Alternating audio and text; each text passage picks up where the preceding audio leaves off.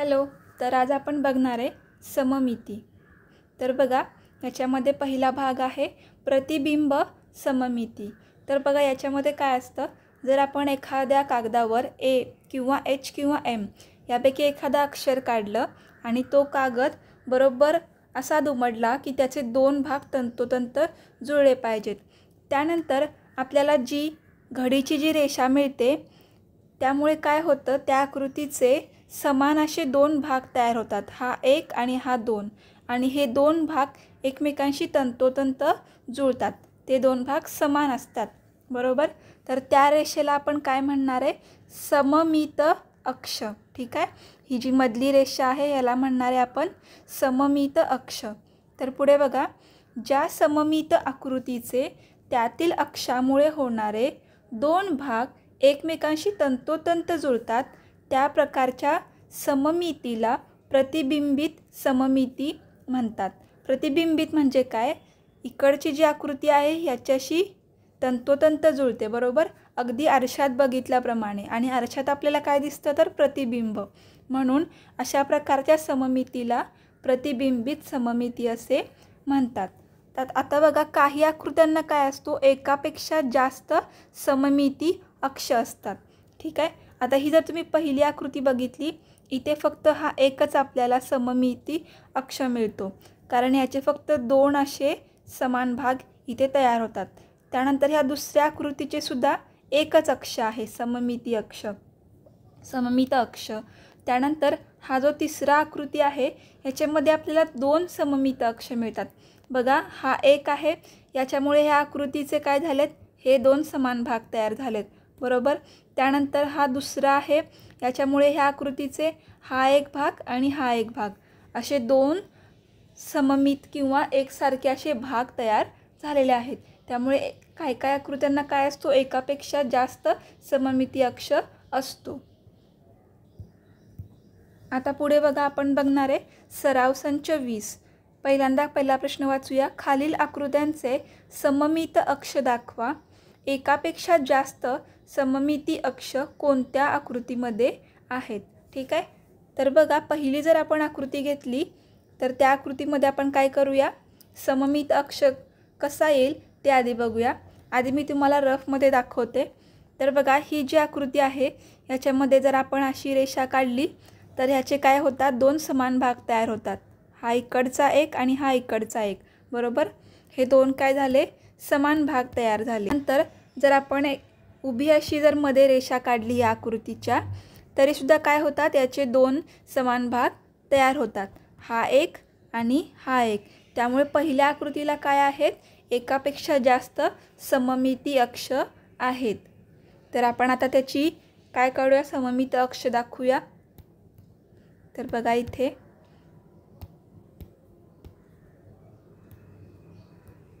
पहिला सममित अक्ष कसा येईल, बरोबर मधून जाणारी रेषा काढूया आडवी.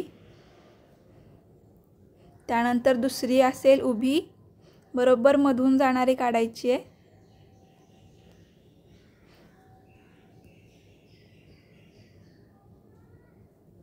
ठीक आहे, तुम्ही पट्टीच्या सहाय्याने काढायची आहे इथे. आणि ह्याला आपल्याला दोन्ही बाजूला इथे असे बाण दाखवायचे. तर ह्या पहिल्या आकृतीला एकापेक्षा जास्त सममिती अक्ष आहेत.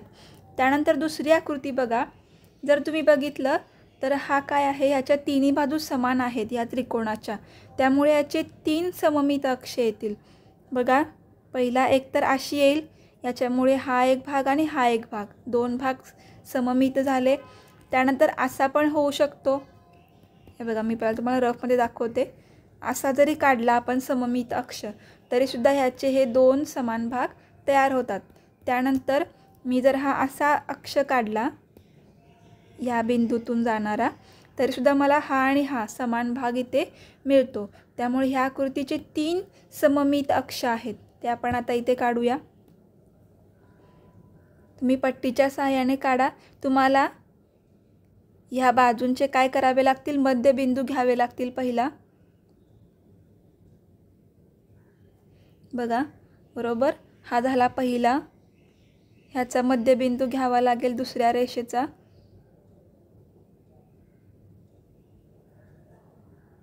हा झाला दुसरा सममित अक्ष, त्यानंतर तिसरा,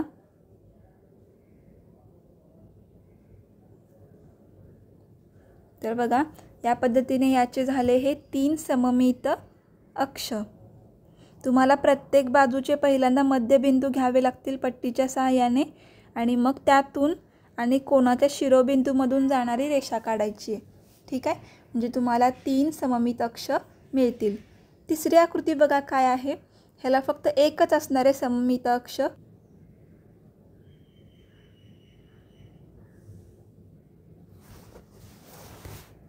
तर बघा तो काहीसा अशा प्रकारचा येईल। तिसऱ्या आकृतीचा एकच असणार आहे। ठीक आहे, त्यानंतर चौथी आकृती बघा, ह्याचे सुद्धा किती असतील तर मोजूया आपण। पहिल्यांदा मी तुम्हाला रफमध्ये दाखवते। एक तर असा येईल, बरोबर, त्यानंतर असा एक येईल। ठीक आहे, आता हे 2 सोडून अजून कुठला येऊ शकतो का, तर बघा मी जर इथे रेषा मारली अशा पद्धतीने तरीसुद्धा ह्याचे 2 समान भाग तयार होतात। त्यानंतर मी जर अशी रेषा मारली तरीसुद्धा ह्याचे 2 हे समान भाग तयार होतात। म्हणजे याचे 4 सममित अक्ष असणार आहेत, ते आपण काढूया। हा झाला पहिला, हा झाला दुसरा, हा झाला तिसरा आणि हा झाला चौथा।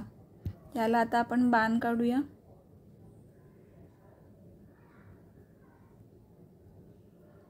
तर हे झाले या आकृतींचे सममित अक्ष। आता त्यांनी काय विचारलं, एकापेक्षा जास्त सममित अक्ष कोणत्या आकृतीमध्ये आहेत, तर पहिल्या, दुसऱ्या आणि चौथ्या आकृतीमध्ये काय आहेत, एकापेक्षा जास्त सममिती अक्ष आहेत। त्यानंतर आपल्याला त्यांनी काय विचारले, दुसरा प्रश्न, वहीवर इंग्रजी कॅपिटल अक्षरे लिहा, त्यांचे सममिती अक्ष काढण्याचा प्रयत्न करा। कोणकोणत्या अक्षरांना सममिती अक्ष काढता येतो? एकापेक्षा जास्त सममिती अक्ष असलेली अक्षरे कोणती? आपण आता हा दुसरा प्रश्न सोडवूया। ही अक्षरं काढून घेतलेली आहेत, बरोबर। आता आपल्याला बघायचं आहे की कोणत्या कोणत्या अक्षरांना आपल्याला सममित अक्ष काढता येतो। तर ए ला काढता येतं, हे आपण आधीसुद्धा बघितलेलं आहे।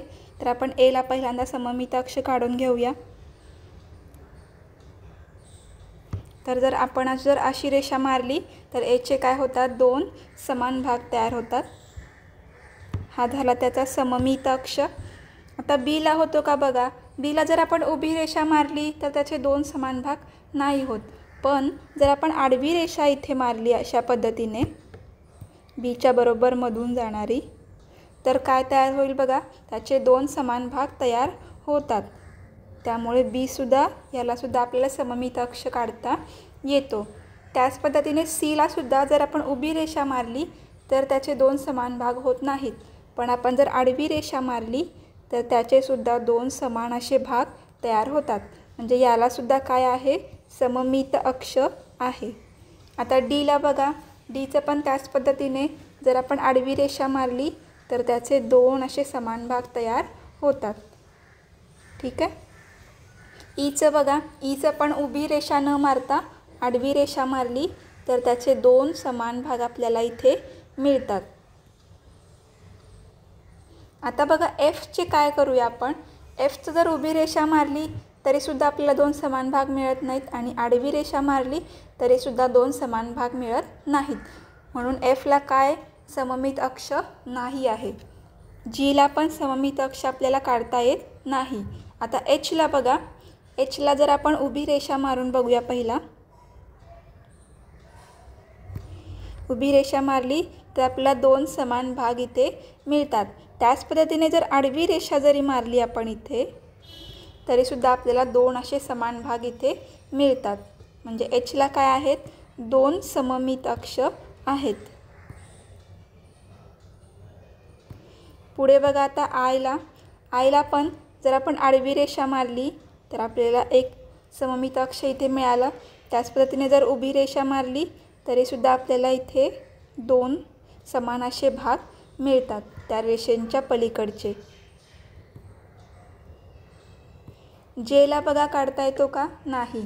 केला, जर केला आपण आडवी रेषा काढली तर आपल्याला काय मिळतो? हा सममित अक्ष मिळतो. एलला नाही काढता येत. एमला जर आपण उभी रेषा काढूया आपल्याला काय मिळतात? दोन समान आकृत्या मिळतात, म्हणून ह्याला सुद्धा एक असा हा सममित अक्ष आहे. एनला नाही काढता येत. ओला काढता येतात, ते पण दोन काढता येतील, एक उभी आणि ही एक आडवी. हे झाले त्याचे दोन सममित अक्ष. पीला बघा काढता येतो का? नाही. क्यूला सुद्धा नाही. आरला पण नाही काढता येत. एसला येतो. कसा? जर आपण अशी रेषा काढली तर पण ते प्रतिबिंब नाही आहे, बरोबर? त्यामुळे एसला आपल्याला सममित अक्ष काढता येत नाही. त्याचे दोन समान भाग होतात, पण जर आपण आरशामध्ये बघितलं तर ते प्रतिबिंब नाही होत, म्हणून एसला आपल्याला सममित अक्ष काढता येत नाही. टीला काढता येतो का? जर आपण उभी रेषा मारली तर टीला सुद्धा हा सममित अक्ष आपल्याला मिळतो. तुम्हाला बरोबर मध्ये अशी रेषा काढायची अक्षराच्या. यूला, तर यूला सुद्धा काढता येतो. मध्ये रेषा काढूया अशी. हा झाला त्याचा सममित अक्ष. व्हीला सुद्धा त्याच पद्धतीने मध्ये रेषा मारूया. बरोबर मधून जायला लागणार आहे. व्हीला मिळाला आपल्याला एक सममित अक्ष. डब्ल्यूला सुद्धा मधून रेषा जर काढली तर त्याचे दोन समान भाग मिळतात आपल्याला इथे. आता एक्सचं बघूया. एक्सला सुद्धा मधून एक रेषा काढली तर दोन समान भाग मिळतात. ही अशी मधून जाणारी काढायची आपल्याला.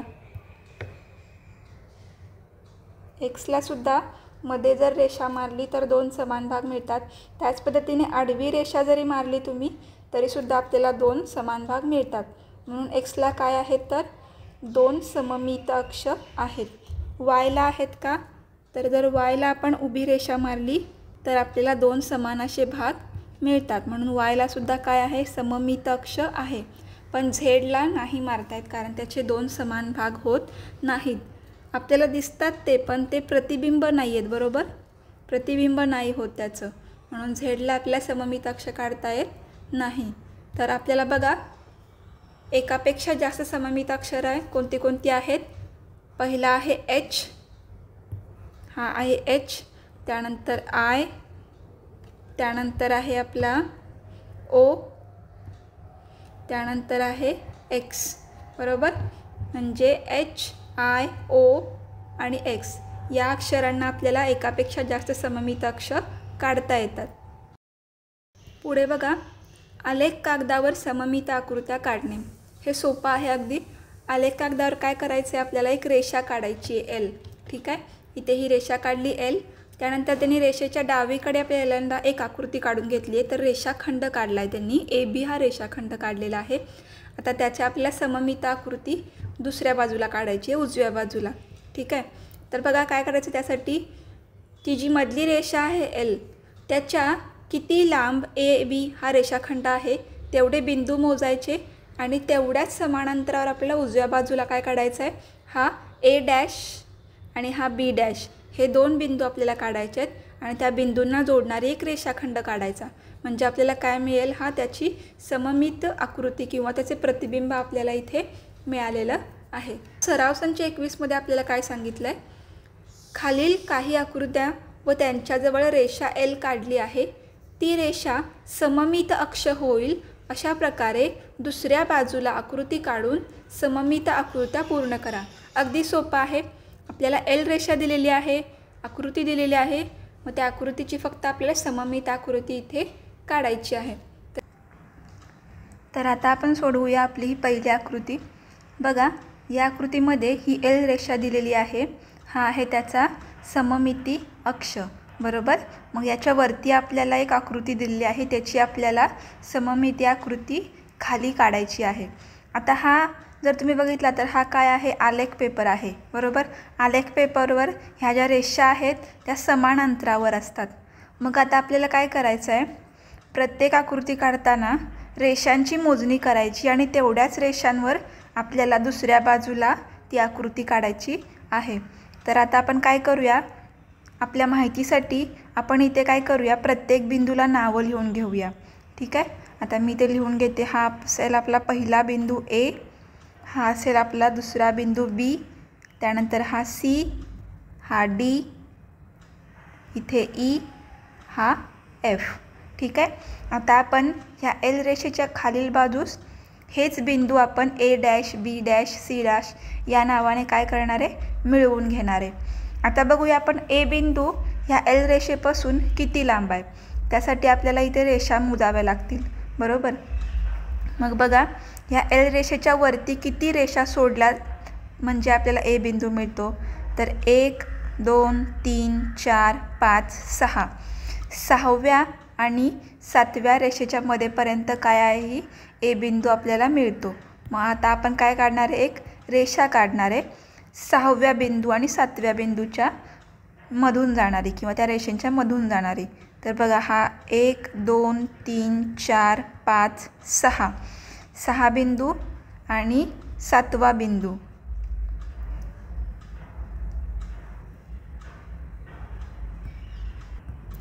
तर आता आपण खाली सुद्धा काय करणार आहे, रेषा मोजणार आहे आणि 6व्या आणि 7व्या रेषेच्या मध्ये जाईल असा एक बिंदू शोधणार आहे आपण। तर बघा, रेषा मोजूया खाली 1 2 3 4 5 6। ठीक आहे, आणि हा 7वा म्हणजे हा ए बिंदू आपल्याला इथे मिळेल। मी इथं काढून घेते, हा इथे असेल आपला ए बिंदू। ठीक आहे, आता आपण रेषा काढून घेऊया त्या बिंदूपर्यंत।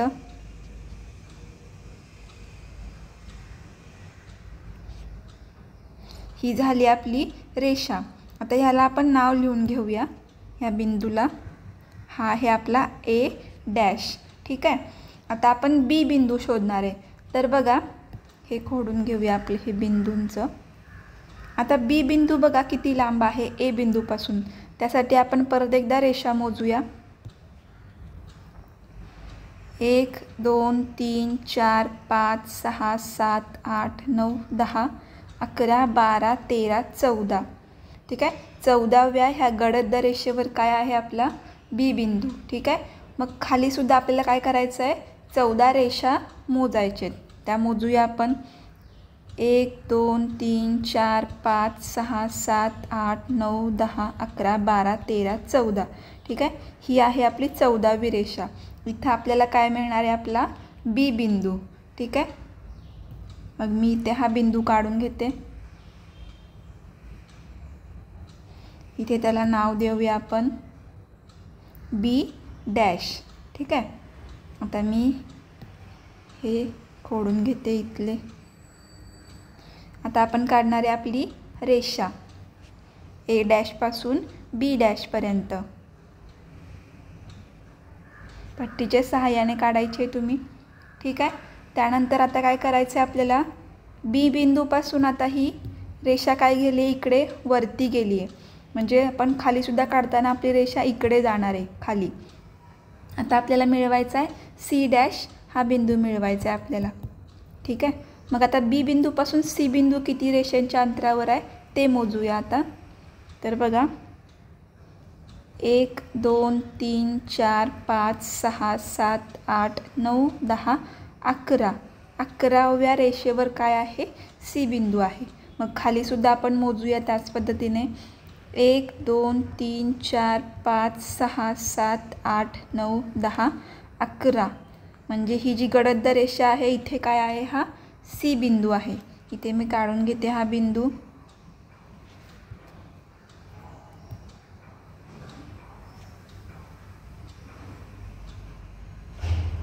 ठीक आहे, हा मिळाला आपल्याला सी डॅश।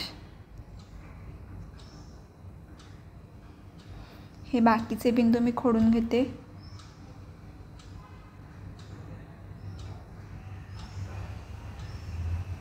तर बघा, आता बी डॅशपासून सी डॅशपर्यंत आपल्याला ही रेषा काढायची आहे।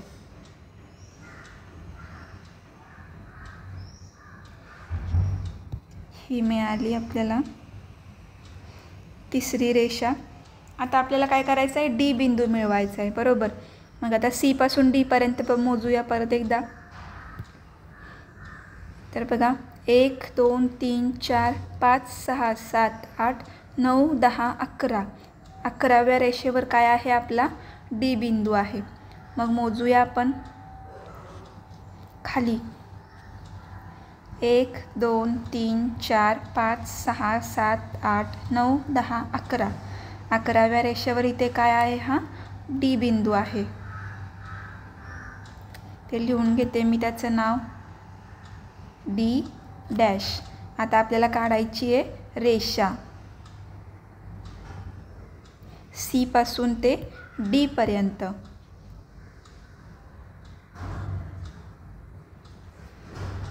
ही झाली आपली रेषा. आता डी पासून ई पर्यंत जायसाठी पहिल्यांदा ई बिंदू मिळवावा लागेल. परत एकदा अंतर मोजूया डी पासून ई पर्यंत. तर बघा 1 2 3 4 5 6. 6 आणि 7च्या मध्ये आहे किंवा गडद रेषेच्या अगदी ती जवळच आहे ई बिंदू. मग आपण इकडे सुद्धा मोजूया खाली. 1 2 3 4 5 6 7. ठीक आहे. थोडंसं वरती काढायचं आहे म्हणजे हा काहीसा इथे असेल बिंदू. इथे मी त्याचं नाव लिहून घेते, ई डॅश.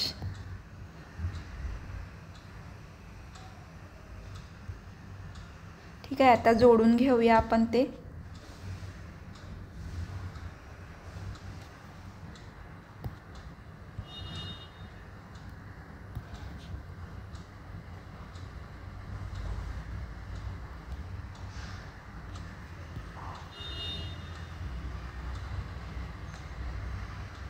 आपण इथे हे जोडून घेतलं.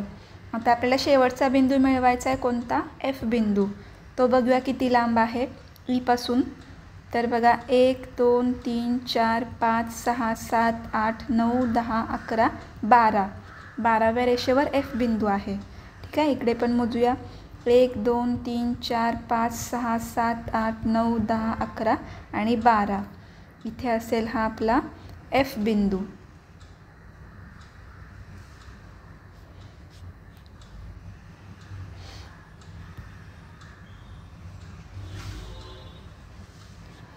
त्याचं नाव लिहून घेऊया आपण, एफ डॅश.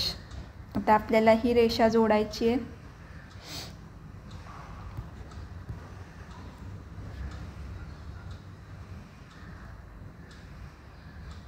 ही जोडली आपण रेषा. ठीक आहे. आता फक्त काय करायचं आहे, एफ डॅशपासून इथे या एल रेषेला आपल्याला ही जोडायची आहे रेषा.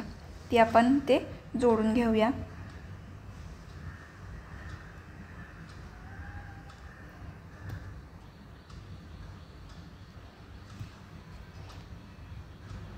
ठीक आहे. तर आपल्याला इथे काय मिळालेली आहे, आपली सममित आकृती मिळालेली आहे. तर इथे आपल्याला आपली पहिली सममित आकृती मिळालेली आहे. याच पद्धतीने आपण दुसऱ्या आकृतीची सुद्धा सममित आकृती. आता याच पद्धतीने आपण या दुसऱ्या आकृतीची सुद्धा काय काढूया, आपली सममित आकृती काढून घेऊया. तर बघा इथे आता काय आहे, एल रेषा काय आहे, उभी आहे. मगाच्या आकृतीमध्ये ती आडवी होती. ठीक आहे. आता आपल्याला त्याच मगाच्याच पद्धतीने काय करायचे आहेत, आपले बिंदू काय करायचे आहेत, मिळवून घ्यायचे आहेत. तर पहिला बिंदूंची इथे नावे लिहून घेऊया. हा असेल आपला ए बिंदू, हा बी, हा सी. ठीक आहे. तर पहिला ए डॅश मिळवून घेऊया एल रेषेच्या उजव्या बाजूला. तर बघा पहिला ए बिंदू किती अंतरावर आहे ते मोजूया. 1 2 3 4 5 आणि 6. 6व्या रेषेवर म्हणजे जी गडद रेषा आहे ही वाली, त्याच्यापासून 6व्या रेषेवर तो बिंदू आहे. ठीक आहे. मग आपण मोजूया. तर बघा 1 2 3 4 5 6. इथे काय आहे, आपला हा बिंदू आहे ए डॅश. ठीक आहे.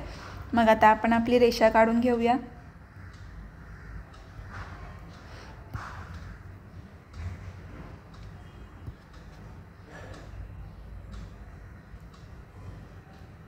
ही झाली आपली रेषा.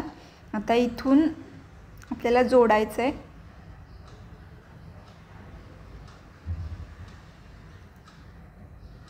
ठीक आहे. त्यानंतर आपल्याला आता बी डॅश हा बिंदू मिळवायचा आहे. तर तो बघूया ह्या एल अक्षापासून किती अंतरावर आहे. तर बघा 1 2 3 4 5 6 7 आणि 8. ठीक आहे. 8व्या रेषेच्या थोडासा जवळ तो काय आहे बिंदू आहे. मग 1 2 3 4 5 6 7 8. 8व्या रेषेच्या अगदी थोडासा इथे असा तो बिंदू आहे. मी ते काढून घेते. तो बिंदू असा तो बिंदू आहे इथे.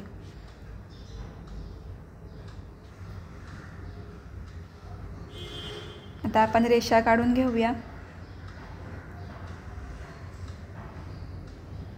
आणि इथे बिंदूचं नाव लिहून घेते मी बी डॅश. आता बघा जर तुम्ही बघितलं बी बिंदू वरती कुठे जोडला आहे, इथे असा हा जोडलेला आहे. आता तो किती अंतरावर जोडला आहे ते बघूया आपण. तर 1 2 आणि हा 3 म्हणजे 1 2 3 इथे तो काय आहे जोडलेला आहे. बरोबर. मग आपण जोडून घेऊया तो.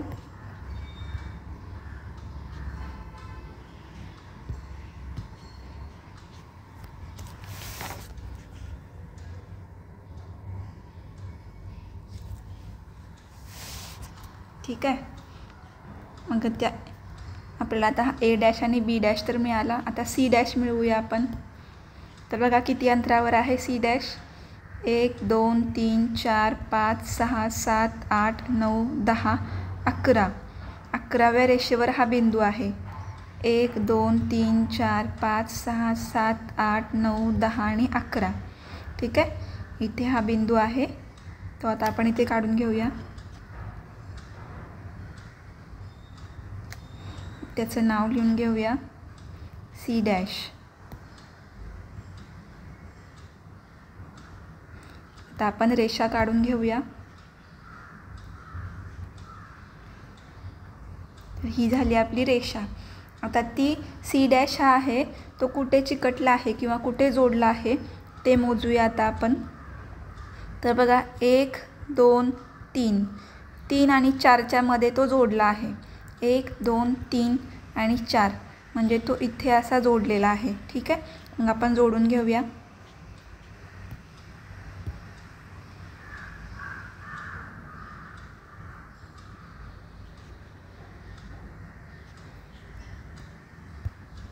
ठीक आहे. ही झाली आपली दुसऱ्या नंबरची किंवा दुसऱ्या आकृतीची सममिताकृती तयार झालेली आहे. आता आपण बघूया आपली तिसरी आकृती. बघा मी तिसरी आकृती इथे काढून घेतलेली आहे. ठीक आहे. तर तुम्हाला काय करायचं आहे कंपास घ्यायचं आहे. त्याचं जे लोखंडी टोक आहे ते ए बिंदूवर ठेवायचं. मी ते बिंदूंना नावं करून घेतलेली आहेत ए बी सी. तर ए बिंदूवर कंपासचं टोक ठेवून आपल्याला एल रेषेवर 2 असे कंस काढायचे आहेत. त्यातलं अंतर न हलवता जिथे आपण कंस काढलेत त्या कंसावर परत टोक ठेवायचं आणि एल रेषेच्या उजव्या साईडला आपल्याला आता काय करायचं आहे किंवा वरती कंस काढायचे आहेत 2. जे आपल्याला 2 छेदनबिंदू मिळाले होते त्या 2 छेदनबिंदूवरती कंपासचं टोक ठेवून काय करायचं आहे आपल्याला एक तिसरा जो छेदनबिंदू आहे तो मिळवायचा आहे. ठीक आहे. तर बघा इथे मी काय केलं आता हा छेदनबिंदू मिळवलेला आहे. तर हा छेदनबिंदू काय असेल आपला बिंदू ए डॅश. ठीक आहे. म्हणजे आपल्याला इथे पहिल्यांदा काय मिळाला हा ए डॅश हा आपल्याला बिंदू मिळालेला आहे. त्याच पद्धतीने आता मी काय करणार कंपास घेणार आणि आता कंपासचं जे लोखंडी टोक आहे ते सी बिंदूवर ठेवणार आणि तुम्हाला पाहिजे तेवढं अंतर घ्या आणि एल रेषेवर आपल्याला 2 असे छेद काढायचे आहेत. ठीक आहे. आता ते अंतर हलवायचं नाही आहे आणि जे आपल्याला छेद मिळालेले आहेत त्याच्यावर कंपासचं टोक ठेवून आपल्याला एल रेषेच्या वरती काय करायचं आहे दुसरा छेदनबिंदू इथे मिळवायचा आहे. तर बघा इथे मी हा काढते. आता हा मिळाला आपल्याला दुसरा एक बिंदू मिळालेला आहे. तो कोणता असणार आहे तर सी डॅश. ठीक आहे. 2 बिंदू मिळाले. आता बीसाठी सुद्धा आपल्याला तसंच करायचं आहे. बीसाठी काढताना बीवर कंपासचं टोक ठेवलं लोखंडी त्यानंतर एक ठराविक अंतर घ्यायचे आपल्याला आणि ठराविक अंतर घेतल्यानंतर एल रेषेवर आपल्याला काय काढायचे, 2 छेद काढायचे. बघा हा पहिला छेद आणि हा झाला आपला दुसरा छेद. आता अंतर हलवायचं नाही आणि जे छेद मिळालेत ते असं टोक ठेवायचं आणि रेषेच्या वरती आपल्याला एक छेदनबिंदू इथे हा मिळवायचा आहे. आता दुसऱ्या छेदावर ठेवते आणि परत एकदा एक कंस काढून घेते. तर आता इथे आपल्याला काय मिळाला, हा छेदनबिंदू बी डॅश. म्हणजे आपल्याला ए डॅश, बी डॅश आणि सी डॅश हे 3 बिंदू मिळाले. आता त्या 3 बिंदूंतून जाणाऱ्या रेषा आपल्याला पट्टीच्या साहाय्याने काढायच्या आहेत. तर बघा इथे हा रेषा काढल्या ए पासून सी पर्यंत, त्यानंतर ए पासून बी पर्यंत आणि बी पासून सी पर्यंत. ठीक आहे. तर हा मिळाला आपल्याला त्याची सममित आकृती ए डॅश, बी डॅश आणि सी डॅश.